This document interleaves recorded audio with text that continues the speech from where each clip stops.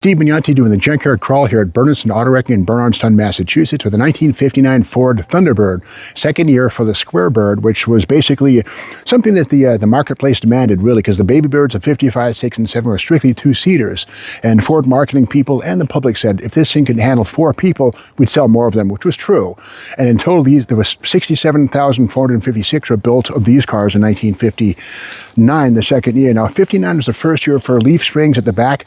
58s would have had coil springs at the back, so sort of a move toward, well, the coil springs were a good idea in 58, but the idea was they would also be able to handle air springs, which was an option seldom seen. So because so few people took the air springs on the back of these things in 58, Ford went back to leaf springs, conventional leaves, which would be in the back of these things from 55 through 1966. And they went to coils again in the back in 67 with the new generation of Thunderbird.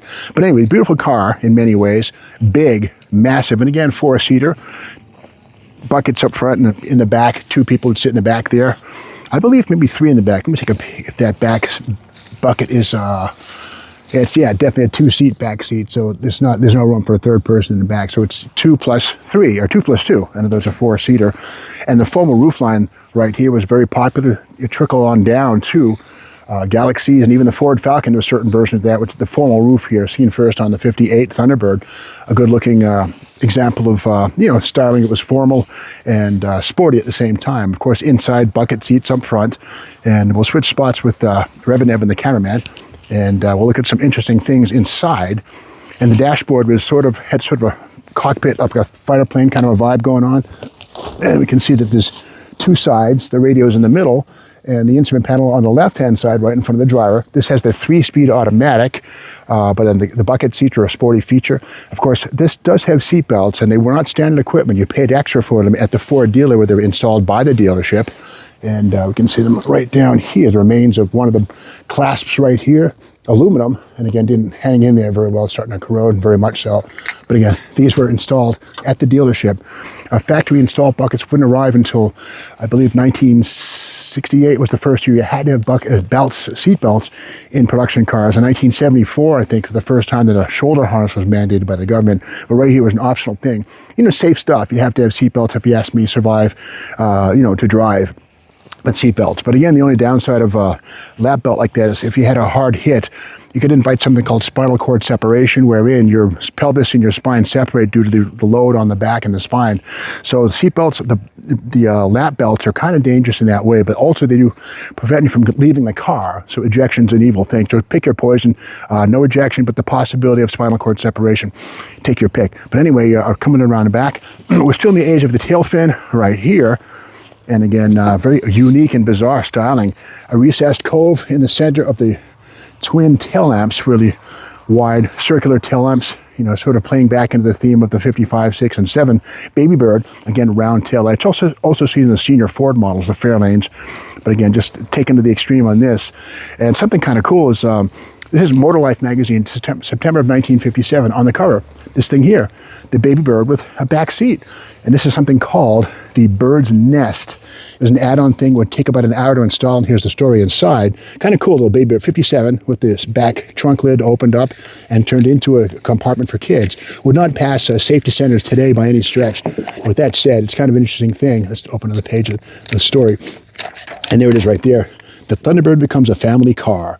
And Bird's Nest right here was a company, I think in California, and it was a fiberglass structure that fit into the stock trunk opening. You replace the deck lid with this structure right here, and they said within an hour you can install a thing. Kind of a rumble seat. And there's one of these also for the Mustang about a decade later. You could buy a rumble seat for your Mustang also, but kind of cool. So if the factory didn't give you a 4-seat T-Bird, well, the aftermarket would do it, courtesy of the Bird's Nest. So coming around to this side here, nice thing, the data plate is still present on this car, so we can learn, and you can see it right here, the data plate up on the A pillar, right down low. And we can see it has, the color code is A for Raven Black, trim 9X, red and white vinyl interior, trans 4, the aforementioned Cruise-O-Matic 3-speed automatic. Axle 1 is a 310 open differential. H, of course, the 352 4-barrel with 300 horsepower. Optional was a 430 cubic inch Lincoln engine with 340 or 350 horsepower. This is the base 352 4-barrel. the FE motor. Let's close this up. There's the black and white Volunteer, a red and white Volunteer. It must have been a sporty car, black car with red gut. Must have been an eye catcher when it was brand new, oh, so many years ago. But let's go around to the front of the car. You can see somebody here added a chromed stamped steel slotted mag or wheel up on the front there. You can see the big 11-inch drum behind it. Drum brakes on these things. No disc until you get in 1966 when they were finally made a factory option. And the engine's gone in this thing here, but you can see interesting things. The single pot master cylinder, cast iron, and then between the fender walls, this did have power steering with a hydraulic ram, that thing right there, which actually would help to make the steering effort minimal. With the heavy engine up front, you definitely wanted power steering. That was standard equipment, but kind of unusual. The hydraulic ram is right there, which would, again, allow easier shifting or steering, I should say, going down the road, or three-point turning, or whatever you might do. But these engine bays are huge. They'll accept pretty much any V8 engine. No 6 cylinders in T-Birds ever at this point in time. Of course, you get into the 1980s, 6 cylinders were certainly possible. The V6 is kind of a depressing era. The 80s were tough on Thunderbird. And but anyway, that's the story of this 1959 Ford Thunderbird 4-seater hardtop. Convertibles were also available. Maybe 10% of production was convertibles. Massive numbers of these things were the hardtops, as seen here. So if you like this video, be sure to subscribe to the Steve Max YouTube channel. And if you see anything here you like, you can always reach out to Bernstein Auto Wrecking, give a call, and look them up on the internet, and give a call if there's something here, the glass, the trim, anything like that you might want to put on your restoration project. You can reach out to Bernstein Auto Wrecking, ask for Dale Hastings. So thanks for watching this video. We'll see you again tomorrow for more Junkyard Crawl.